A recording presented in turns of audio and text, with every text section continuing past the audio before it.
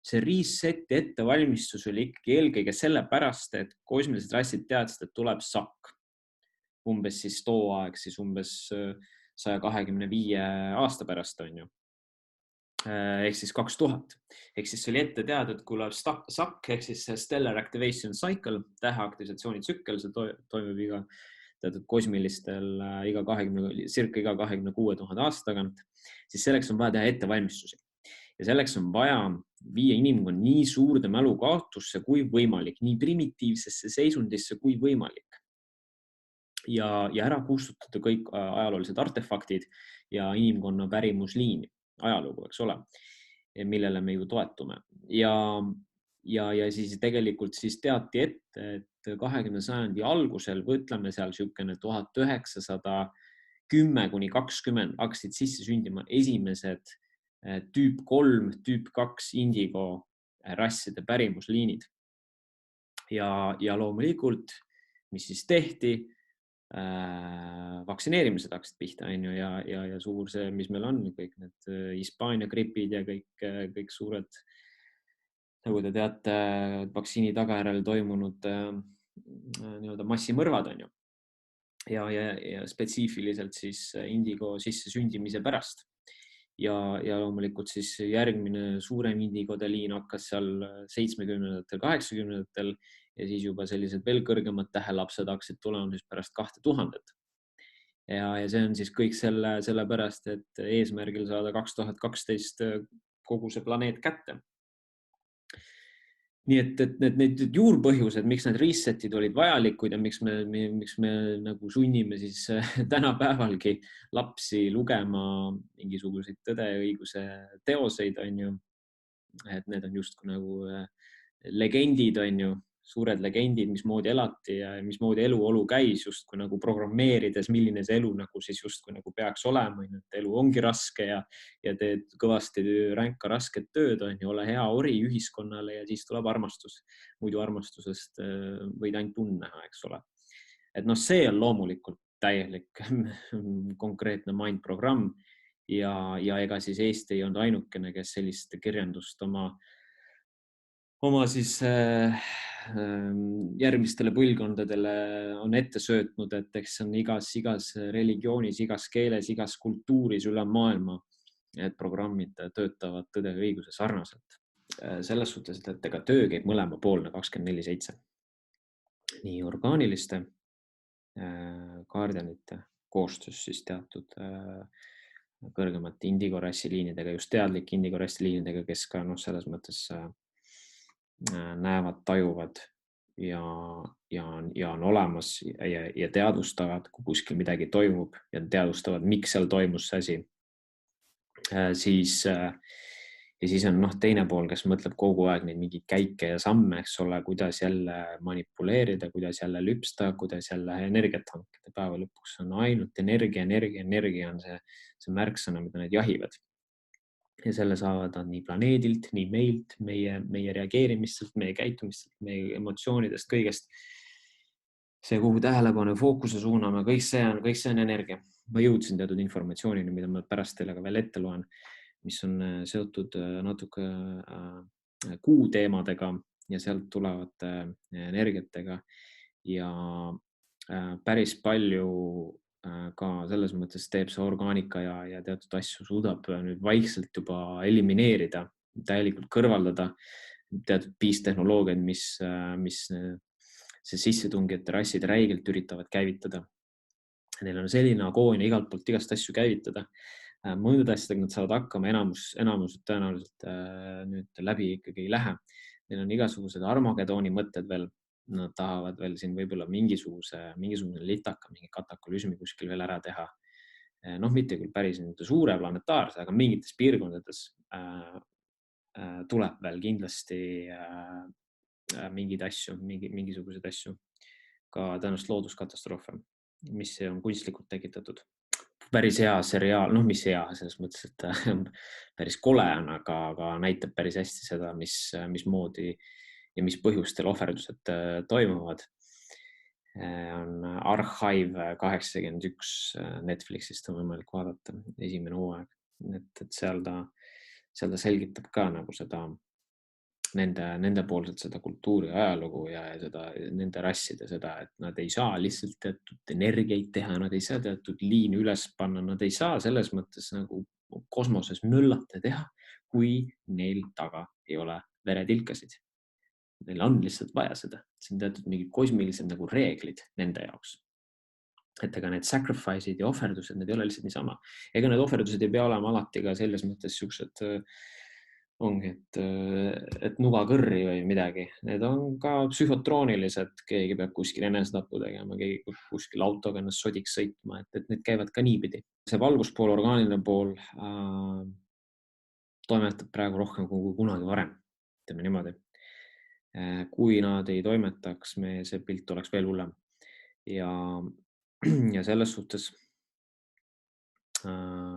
ja huvitav on praegu näha, mis seal Kanadas toimub, sellepärast, et just siin viimasel webinaril ma näitasin, eks ole, need Michael Mary Turnstile'id, mis on Kanadas ja Põhja-Ameerikas igal pool üleval. Need on eriti võimsad pöörised, mis genereerivad kõiki asju, mindprogramme ja tunneleid ja kaubandusi ja kõike, mis seal maal toimub.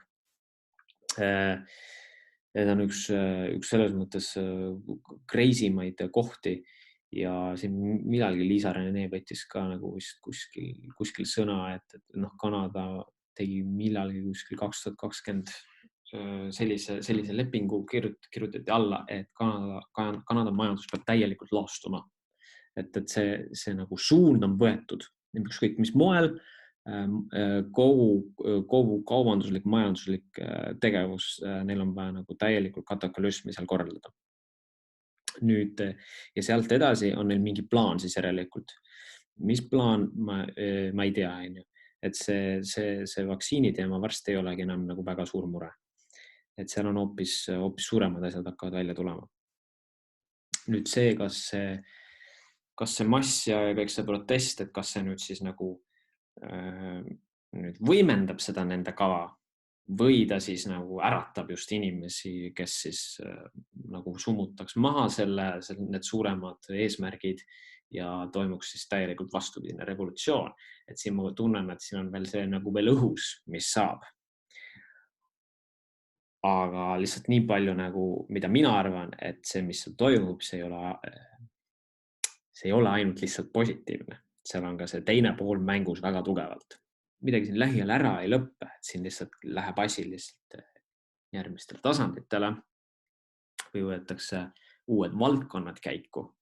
Et päris nii lihtsalt me nüüd ei pääse, et me siin teeme üle maailma konvoisid ja Rothschildid ütlevad, et okei, sorry, et me nüüd lahkume, et te võitsite, et alustage nüüd oma elu siin paradiisis, et päris nii lihtne see ei ole.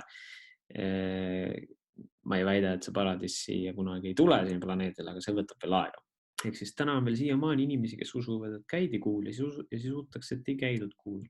Aga tegelikult mõlemad usuvad valet asja. Et need, kes usuvad, et käidi kuul, siis nemad ei tea, miks käidi kuul ja miks üldse käiakse seal. Ja need, kes usuvad, et ei käida kuul, siis nemad võtavad selle ära üldse selle kosmosesse pääsemise ja kosmilise üldse mõtteviisi võtavad nagu üldse nagu nullivad ära, et keegi ei ole kunagi käinud, keegi kunagi ei saa ja meil ei ole üldse tehnoloogiat ja tegelikult me ei tea üldse, mis seal kuul on ja me ei tea, mis on Marsil ja me ei tea, mis on üldse meil, mis on päike ja mis on meil päikesüsteemis väljas ja mis on galaktikas, sest keegi ei tea, keegi ei ole käinud. Okei, väga lihtne. Väga hästi teatakse ja käiakse ja tehakse. Tänapäeval enam liigutakse läbi Antarktika kuule ja Marsile, mitte enam siis mandrite pealt. Meil nähtavalt mandri pealt, sellepärast see nii-öelda militariga Antarktikat kontrollib ja sealset liiklust. Aga jah, ta on pettuses. Ehk siis mingi seltskond usub siis seda Nevada kõrbe filmitud teemat, eks ole, et vales kohas varjud ja asjad. Loomulikult meelega tehtigi. Ja siis on see, kes, et nad käisidki, panid oma lipu ja tulid tagasi. Ja mõlemad versioonid on selles mõttes pettus. Ja tõelist asja meil ei räägita ega esitleta. On ilmselge, et langenud Jahve olendid otsustasid, et nad on meie jumalad ja otsustasid religioossete tõekspidamiste levitamise kaudu rakendada mitmesuguseid meeltekontrolli mehhanisme, et inimesed kummardaksid Jahvet, Jehoovat või looja Jumalat. Iga ülevõetud Jodhai Vodhai, siin on ka, eks ole, kirjas see. Jodhai Vodhai Jahve neliksammas on seotud ühe põhja, lõuna, ida ja lääne suunaga ning selle langenud ingli hierarhia juhtimisega, mis haldab kosmilist kella või ajajooni. Siin vasakpoolsel pildil. Tetragrammotoni 4 ilmakaare ring, mis määrab ruumis suunad, on tavaline tööjoonis okultistlike rituaalide tegemisel. Seda kasutatakse ka mõningates New Age'i praktikates ja musta maagia rituaalides, mis on seotud heebrea põhiste süsteemide ja müstilise kabalaga ja teiste Jahvet või Salomoni kummardavate religioonidega. Orioni 8. portaali invasioon.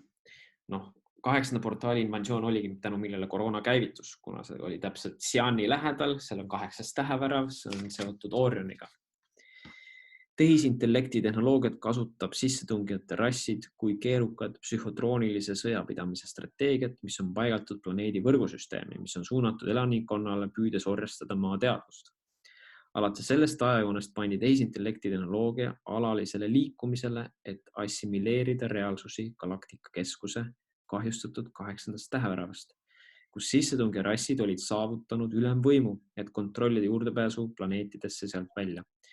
Nad tõid järk-järgult alla erinevate tulnukate masinaid 8. täheväravast läbi anorgaanilise vertikaalse ussiaugu, mis on tehisarhitektuur, mille nad ehitasid programmeeritavate ümberpööramiselementidega ja paigaldasid seejärel planeedi vertikaaltelgedele, mida nimetatakse Jahve maatriksiks. Põhimõtteliselt moonutas ja katkestas Jahve maatriks loomuliku planetaarse staffi joondumise. See, mida orgaaniliselt muidu on see staff and rod, siis selle joondus võeti ära ja mis siis netiga koos, ehk see nii piirulaste elektrostaatiline muundamisväli,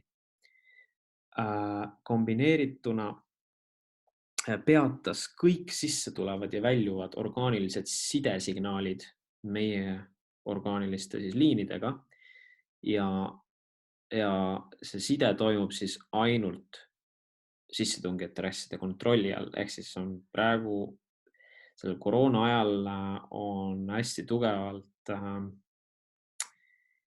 inimesed küll nagu ärkavad, sagedus tõuseb, aga mingid hetked, kus on kaotatud täielikult ära side oma mingisuguste impulssidega ja sellega, millega muidu sind suudeti nagu aidata ja sinuga kontaktis olla. Jahve maatriks asendas planetaarstaffi, mis võimaldas musta augu olemitel läbi põhja ja lõunapooluse hõlpsasti maa peale pääseda, et planeedi välja moonutada. Seda tehti geneetilise muundamise sageduspiirete loomisega, mis sedastavad ülimadalaid sagedusi, mis muudavad maa nende ellujäämise jaoks külalislahkemaks. Ja me teatud sagedused peavad planeedil olema teatud madalsageduslikumad energiat selleks, et üldse teatud rassi esindajad oleks võimelised siia üldse astuma. Madalsageduslik ja staatiline võrguseade tekitas predator mind konstruktsiooni ja mõttevormid, mis on mõeldud inimeste massiliseks parasitiseerimiseks, jaga ja valluta taktikaks sõdade levitamiseks. Need tehisvõrgud ja konstruktsioonid olid edasi kavandatud selleks, et tõmmata maa ja selle maailma hing järk-järgult anorgaanilistesse mustadesse aukudesse. Need samad kuuolendid ja nende eelistatud vereliinid on korraldatud mitmesuguseid pinnakataklüsme, hävitades valitud demograafilised piirkonnad.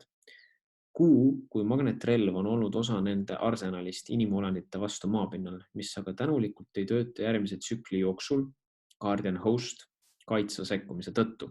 Ehk siis teatud kuu nii-öelda programmid ja ühendused, mis siin planeedil tegelikult nad planeerisid tööle panna, nüüd siin lähiajal, on praeguse info põhjaselt elimineeritud, mis on muidugi hea uudis ja nii kaua kui kuu meil siin kõrval eksisteerib, nii kaua nagu selles mõttes planetaarselt orgaanikast meil niikuinii midagi välja ei tule, et kui me tahame nagu planeedi muuta lõpuks nagu täielikult orgaanikaks, siis see tähendab seda, et kuu peab siit jalga laskma. Mida see nagu selles mõttes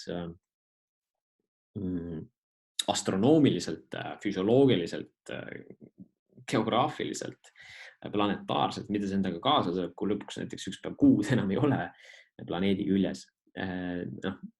Ma ei kujuta ette seda, aga nii kaua kuu on meil kõrval, me elame täielikus kuumaatriksi manipulatsioonis ja kõik see lunar demonic manipulation ja eriti tugevalt lunar mõjutab just naispoolt. Naine on hästi kuule tundlik ja kuu mõjutustega kaasa minev. Nii et see on nagu üks ka kosmilisi probleemi allikaid, et meil ei ole need probleemi allikad ainult siin maismaa pinnaga seotud. Nii-öelda horisontaalsed probleemid, vaid meil on ka vertikaalsed probleemid. Et lihtsalt probleem on selles, et me siin ei mäleta, et orgaanilistes keskkondades ka ju sünnitakse tihedus ühte ja on väiksem teadvus. Orgaanilisse keskkonda, jah, sa sünnid ka sama füüsiline, sul on kõik keha, kõik asjad, aga sa mäletad. See on see erinevus. Kujuta ette, kui me siin kõnniks ringi sellist inimest ja me mäletame. Kõike mäletame, kus tulime, kuhu lähme. Kõik oleks ju 180 kraadi teistmoodi. Me ei teeks neid asju, mida me täna teeme. Me ei mõtleks neid mõtteid, mida me täna mõtleme. Meil poleks neid muresid, mille pärast me täna muretseme. Kui me mäletaks. Et see mälu on ikkagi siin nii suure võtmetähtsusega. Igapäevaselt, jah. Aga vaikselt taastub ja küll ta tuleb.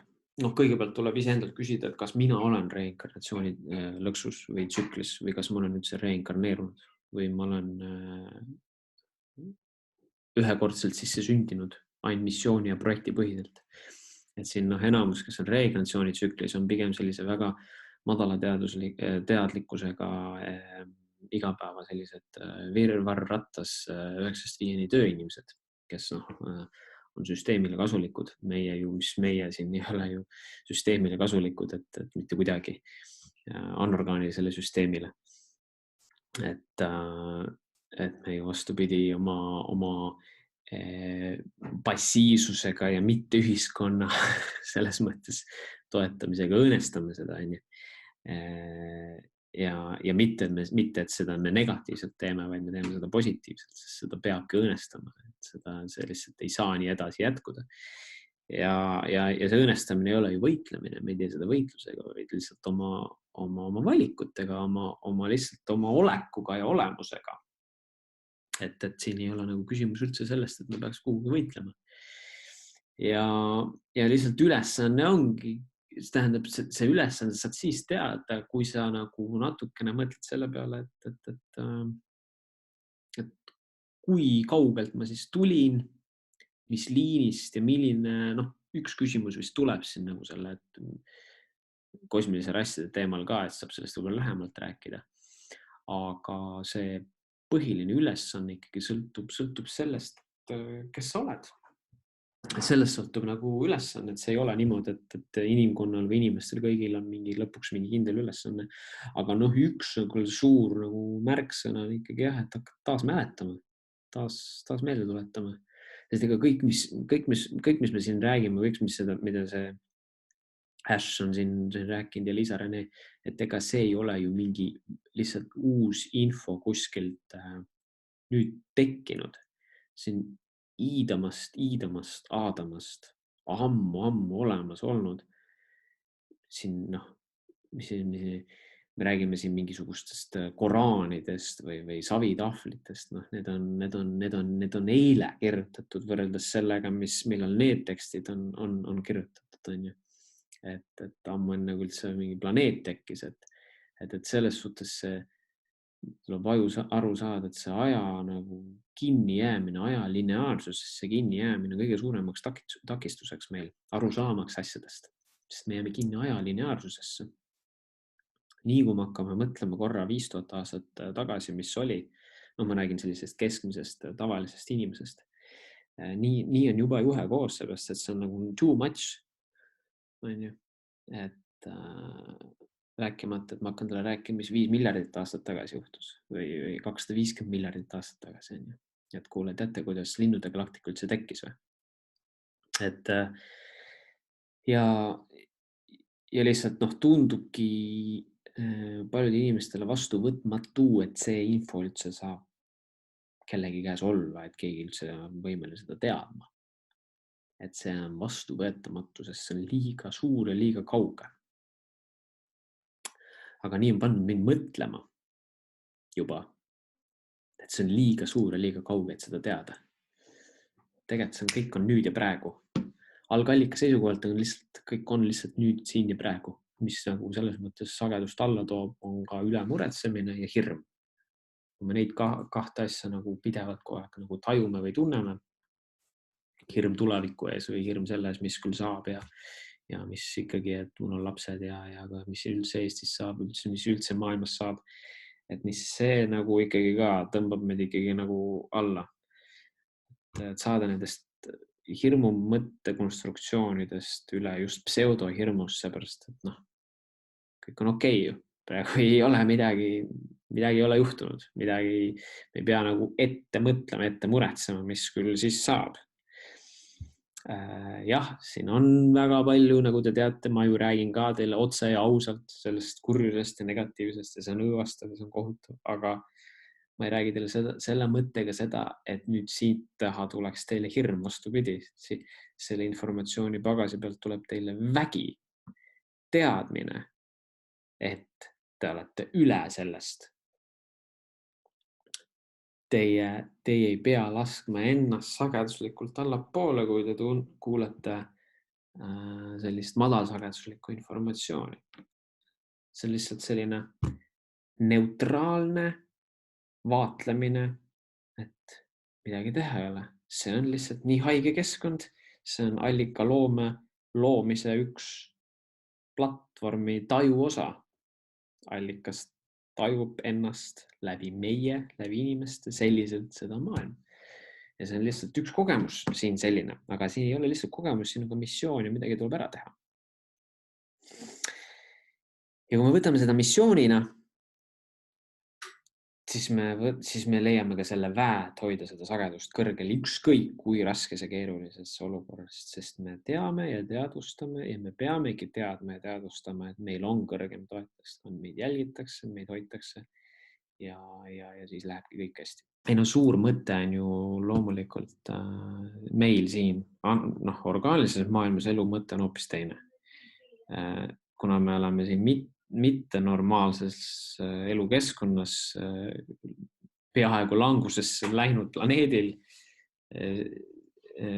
mis küll nüüd on ennast hakanud taastama, valinud teise ajaliini, siis siin elu mõte on ikkagi meil individuaalselt siis viia täide see nagu eesmärk, miks ma kehastusin, miks ma siin üldse olen. Et iga meie inimese elu mõte on väga erinev. See ei pruugi olla igal ühel sama.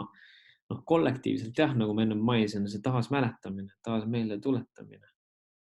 Et õppimine ja elu mõte on see, et kui ma saan midagi teada, siis ma annan selle informatsiooni edasi ehk jagamine, informatsiooni jagamine, informatsiooni edasi andmine järgmistele põlvkondadele ja ka elu edasi andmine siin, sest ega meil see planetaarne elu läheb siit edasi. Loomulikult tulevad muutused, et siin ega pääsu ei ole. Et siin on ainult küsimus, et kas siin aasta pärast, 2 või 5 aasta pärast on ju, kui me räägime nagu väga suurtest muutustest ja poliitilised hierarhia muutused, aga kindlasti mingil määral kuskil läheb veel hullemaks, et ta kohe niimoodi lambist paremaks ei lähe, see vastulöök tuleb, see agoonia on olemas, nende jaoks energiadefitsiit on olemas, mida vähem need inimesi ohverdada saavad, seda suuremaks agoonia kasvab. ja lihtsalt nende need on sisse kehastumise probleem on neil. Ja ainult kui nad suudavad neid vertikaalseid, neid stuff'e siis viia nagu nendesse jahve mingitesse maatriksitesse asjadest, nad saavad nagu sisse nii-öelda, mitte isegi sündida, vaid sisse nagu infiltreeruda siia põhja ja lõunapooluselt, eks ole, lihtsalt tulevad sisse. Siis nad saavad siin mingeid asju nagu möllata. Aga ma arvan, et kuna neil on tõenäoliselt nüüd varsti on nagu kuuga ka kööga, kuu enam ei tooda neid programme, mida ta kunagi tootis ja neil järjest rohkem need kukuvad ära lihtsalt need vahendid, millega seda energiat kaaperdada. Ja kui nüüd vaktsiinid ka varsti, siis ülemaailmselt, nad peavad täielikult ära kaduma, et siin ei ole nagu see, et kui nüüd ma ei tea, vaktsiinipassid ära kaovad või koroona see pull lõpeb, eks ole, et enam neid koroonavaktsiini ei tehta, mis ei tähenda seda, et pandeemia leiutamised ei lõpeks, on ju, et kui ikkagi inimesed ei saa aru, et mitte ühtegi vaktsiini ei tohi teha ja ei peagi tegema ja ei ole kunagi isegi olnudki kunagi ühtegi vaktsiini, mis oleks üldse kunagi inimkonda päästnud. Et kui see on nagu muutub kõigile see informatsioon söödavaks, et siis meil saavad üldse geneetiliselt kahjustamata lapsed edasi sündida, sest tagajärjed lähevad umbes 3 põlvkonda võivad minna. Et kui mina olen vaktsineeritud lapsepõlvest, eks ole, ikka saanud igasugust jama sisse, eks ole, tagajärjed õnneks ei ole olnud nii suured, et ma päris mõistuseta oleks, on ju, või oleks teisi ilma läinud, on ju, aga see loterii on alati olemas. Siis minu laps on ju täiesti puhas. Nüüd, kui minu lapselaps on täiesti puhas, siis minu lapselapselaps on ka puhas, siis tema peaks olema nagu täielikult vaba minu nendest mõjutustest, mis läbi vaktsiinid on tulnud. Et siis me räägime juba sellest võimalusest, et kävinaine on täiesti lahti ja on võimalik siis juba siis me räägimegi, et kui me räägime nagu sellisest füüsilise kehaga valgustumistes asjadest, siis mina näen, et see võib juhtuda alles võib-olla siukse 75 kuni 100 aasta pärast. Küsimus on, kas meie siis ikka endiselt integreerime neid sagedusi ja oleme võimsad oma füüsilise kehaga siin jätkama 120 või 130 või 140 või 50 aastastena. Et välistada ei saa, võib-olla kõnnimegi ringi rahulikult siin. Aga see eeldab kõik seda, et siin tuleb paljudest asjadest lahti saada veel. Kuust tuleb lahti saada ja igasugustest Jehoova nendest pitseritest ja Kanadas, USA-st, turnstile'idest ja Stone Age'i kristallidest, et siis hakkab tulema juba selliseid muutusid, et meie vesi muutub, meie õhk muutub, kõik asjad peavad muutuma. Mis meil siin on ju chemtrailid asjad, mida me siin sisse hingame, eks ole. Lähme teeme värskes õhus jalutuskäike või käime jooksmas ja hingame tugevalt endale sisse, siis mida? Need on nagu need küsimused. Ma siin peatun lühidalt. Ma võiks sellest küsimusest rääkida küll järgmised 2 tundi, aga kuna meil on juba aeg on otsakorral, siis tegelikult on eesmärk lihtne. Algallikas soovis ennast kogeda nii, et ta ei mäleta iseennast. Et ta ei tea, et ta on üldse olemas. Ja kuna see kirje algallika poolt tekkis, siis teatud tihedus 4 olevatel teatud sagedustel, mis on dimensiooni 11,5, sai tekkida üldse teatud olemitel selline mõte, et aga mis ma selle allika ikka jäändan, et ma teen omamoodi üldse selle maailma. Ja see egoistlik mõtteviis tekitas, kuna seal tihedus 4 kõik mõtted manifesteeruvad koheselt, see tekitas kohe sellise täiesti uue matemaatika, uue geomeetria pealt teatud universaalse universumipõhise ja galaktilise, planetaarse ja rassilise süsteemi. Ja tegelikult see algus ei saanud üldse meie ajamaatriksist ega üldse meie kassasüsteemist, see üldse paralleele kassasüsteemidest, üli kaugetest kosmose sügavustest, üldse teistest sektoritest alguse. Ja sealt alles teistest kosmostest tuldi ja kaperdati meie kosmose sees olevad teatud ajamaatriksid, mis lõpuks alles nüüd siit ülikaugelt rullus alles lahti meil siia planeedi pihta. Läbi siis, nagu te mäletate, selle tähevärav 8 Orioni kaudu, mis on metagalaktika keskus, sai nad üldse siia päikesüsteemi sisse. Et see anorgaanika draama on ultrakosmiline draama tegelikult. Ja ammu enne kui üldse meie siin galaktikad või isegi universumid või ajamaatriksid tekkisid, ja selle eesmärk on algallikal kogeda ennast sellisena, et ta tahab teada, et aga mis siis, kui ma ennast ei mäleta, mis siis, kui mind ei ole olemas, et kuidas ma siis olen olemas. Ennast tagajärg on siin, meil täna ju kõnnivad inimesed tänaval ringi ja mida nad ei tea. Nad ei teagi seda fakti, et nad on algallikas. Aga see oligi ju algallika kogemus ja see teadmine või see soov saada teada. Ja niimoodi ta lihtsalt on ennast lahti rullinud ja siin me nüüd kõnnime kogema seda. Kes vähem, kes rohkem, mitte mäletamist. Et lühidalt on selle mõte lihtsalt see, aga lihtsalt kuna see on läinud nii haigeks ja anorgaanika on läinud nii agooniliseks, tal on tekkinud nii suur energiavajadus, sest ta on ennast nii suurde lukustusse karantiini pannud ja allikaga ühendused ära lõiganud, et ta peab lihtsalt nüüd hakkama elusatelt keskkondadelt kaperdama energiat ja see ei ole enam okei. Et siit on astutud nagu üle igasuguste vaba tahte printsiipide. Me ei ole valinud seda. Tähendab, paljud rassid ei ole lihtsalt valinud neid kannatusi, mida anorgaanika on tekitanud. Aga probleem sai alguse algallikast tegelikult. Nii öelda. Sest ega anorgaanika ei ole ju allikast väljaspool, anorgaanika on allika sees. Lihtsalt on teisel kujul seal sees. Mingisugused asjad, mida me täna teeme, kaovad ära. Et on nad elektrist maksmised, on nad laenude maksmised, on nad vaktsiini tegemised või kõik sellised, või on nad mingisugused 20% tulumaksude maksmised. Nendest asjadest väga suur osa kaob ära. Sest need on nii ära ammendunud, need on nii vana maailmas sisse takerdunud, need on nii suures energiadefitsiidis ja siin peab toimuma muutus. Ja ma usun, et 50 aasta jooksul see toimib ära. Loomulikult, kes ütleb, et siin juba 2025 on juba kõik, on ju. Et aga ma räägin võib-olla nagu sellistest nagu suurtest, et kui siin Guardianid on tegelikult öelnud ka siin 2012, et aastaks 2050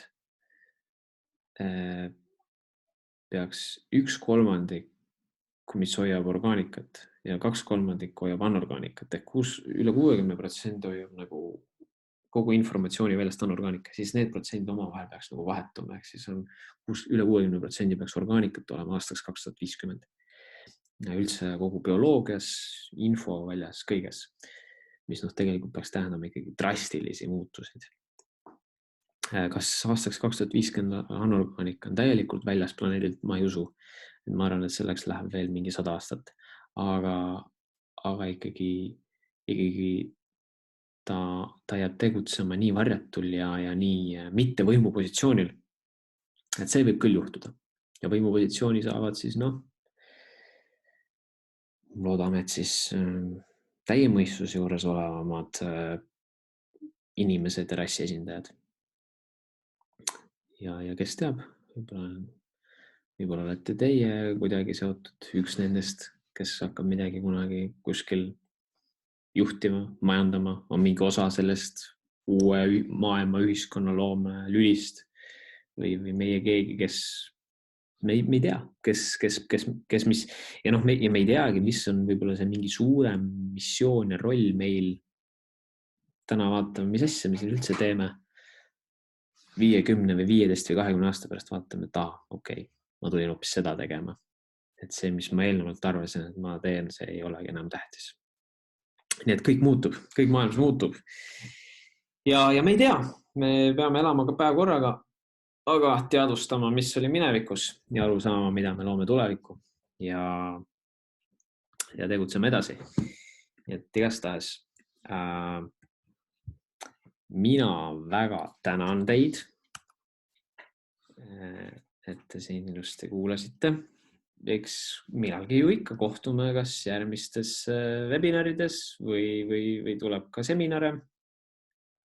Et vaatame, mis impulsid on ja mis informatsioon vajab jagamist.